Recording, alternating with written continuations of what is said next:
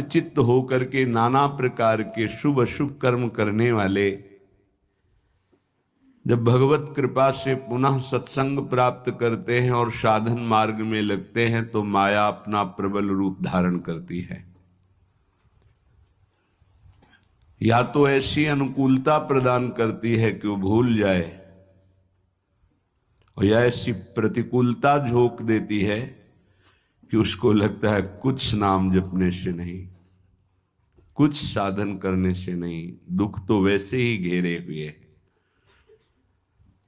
धैर्य छूट जाता है और भगवत मार्ग से विमुख आचरण करने लगता है। इसलिए उपासक को बहुत सरल ढंग से समझना चाहिए कि पुरानी फसल यदि बाजरा बोई है और बाजरा की रोटी मिल रही तो अगली फसल गेहूं बो दिया तो कल ही नहीं रोटी बना लोगे। 5-6 महीने लगेंगे किसान मेहनत करके, खेती तैयार करके, दाना बो करके, सींच करके, संभाल करके, फिर भी वो अतिवृष्टि अनावृष्टि ओले वृष्टि आदि से बच जाए, सुरक्षित हो जाए, तो सुरक्षित अनाज घर आ जाए, फिर वो पीस कर रोटी बना सकता है। तुम अनंत जन्मों से मनमानी आचरण करते रहे, आज नाम शुरू किया है तो वो तूफान नहीं उठेगा, नष्ट करने के लिए वो अपना स्वरूप धारण करेगा। उसकी गुलामी सहते रहे हो अभी, काम क्रोध लोभ मोह मद मत्सर। अब तुमको धैर्य पूर्वक नाम को पकड़े रहना। जैसे आंधी चले तो हम पहाड़ का आश्रय ले लें, हटे ना इधर उधर, तो आंधी तूफान पहाड़ को नहीं उड़ा सकती। ऐसे ही श्री भगवान कह रहे मामेव ए प्रपद्यन्ते माया में ताम तरंतिते। माया का तूफान आएगा पर तुम मेरे चरणों को पकड़े रहना, छोड़ना नहीं। पर ये जिनका मलिन हृदय है ना, वो सोचते हैं 4 दिन नाम जप करेंगे सारे दुख मिट जाएंगे।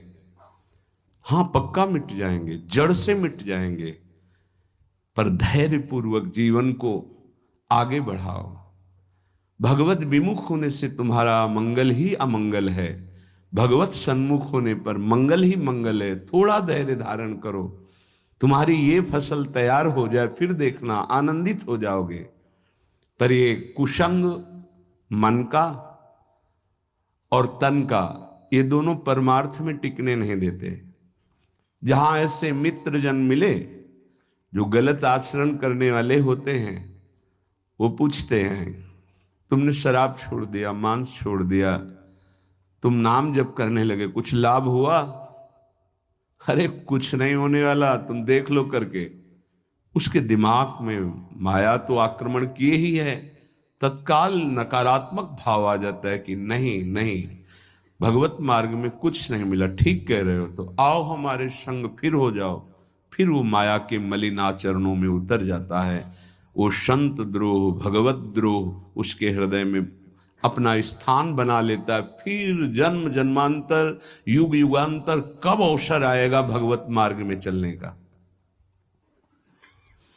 इसलिए जिनको सत्संग मिला है, जिनको नाम जपने का सौभाग्य मिला है, उनको बहुत धैर्यवान होना पड़ेगा। इसको ऐसे पकड़ना होगा कि जैसे हम बहुत बीमार हैं और इस औषधि के सिवा अब हमारा कोई रास्ता नहीं बचने का, अब हमको ये औषधि खानी ही है। जा सुनाम भवभेषज हरनि घोर त्रयशूल, तीनों तापों का नाश करने की सामर्थ्य और संसार समुद्र से पार करने की सुदृढ़ नौका, भवरोग की अचूक औषधि नाम है।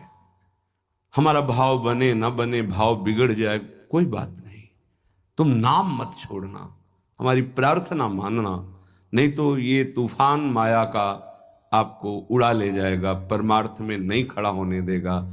बहुत धैर्य पूर्वक दीर्घ काल तक चला जाता है। धैर्य कहते हैं लाभ मिले ना मिले, हानि मिले, अपमान मिले, सम्मान मिले, हम किसी भी स्थिति में अब नाम नहीं छोड़ सकते।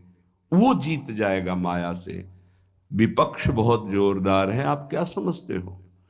आप भगवान के अंश हो, ये भूल चुके हो, लेकिन वो नहीं भूली, वो भगवान की शक्ति है। भगवान कह रहे हैं मम माया दुरत्य, मम माया, मम मेरी है। जैसे ममैवांशो आपको बोला तो विपक्ष को भी बोला मम माया। अब आपको सावधान करने के लिए भगवान ही संत गुरुदेव शास्त्र इस रूप में संबोधन करते हैं। तो अगर आप इनकी बात मान जाओगे तो माया भगवती कृपा करेंगी और अपना प्रभाव समेट लेंगी, और यदि आप इनकी अवहेलना उल्लंघन करोगे तो फिर उनके प्रभाव से बड़े बड़े ज्ञानी परास्त हो गए हैं। जो माया बहुबार नचावा, जास चरित को लख नहीं पावा, ऐसी विचित्र है, बहुत बहुत विचित्र। जो ज्ञानिन कर चित अपरई, बरियाई विमोह बस करई, ऐसी प्रचंड माया है। इसलिए जिनके कानों में आवाज पहुंच रही हो, हमारी प्रार्थना है, बहुत जन्मों से भटक रहे हैं, ये दुख सुख के प्रलोभन और भय में आकर के नाम न छोड़ दीजिए। ऐसा भी हो सकता है कि नाम जपना शुरू करें, आपकी नौकरी लग जाए, आपका काम बन जाए, आपकी अनुकूलता बढ़ जाए। ये नाम का फल नहीं है, ध्यान रखना, ये नाम का फल नहीं है। हम स्पष्ट आपको कह रहे हैं कि जब से आपने नाम जपना शुरू किया आपका सब मंगल होने लगा, ये नहीं है। ये आपके पुण्यों का है, पूर्व पुण्यों का है। ये नाम आपको सामर्थ्य देखा, दुख और सुख दोनों सहकर परमानंद की प्राप्ति। ये विषयानंद नाम के फल से नहीं। आप नाम जपना शुरू किए, सब कुछ बिगड़ना शुरू हो गया, ये नाम का फल नहीं है। ये आपके पाप नष्ट हो रहे हैं। विवेक पूर्वक चलिए। अगर विवेक नहीं धारण करेंगे तो फिर सब मार्ग छूट जाएगा। विवेक इसी से उत्पन्न होता है, सत्संग से। जहां विवेक जागृत हुआ वो आपको टिका देगा परमार्थ में, नहीं तो बहुत बलवती भगवान की माया है। जब लोगों के विचार सुने तो लगता है कैसे निकल पाएंगे इस माया से।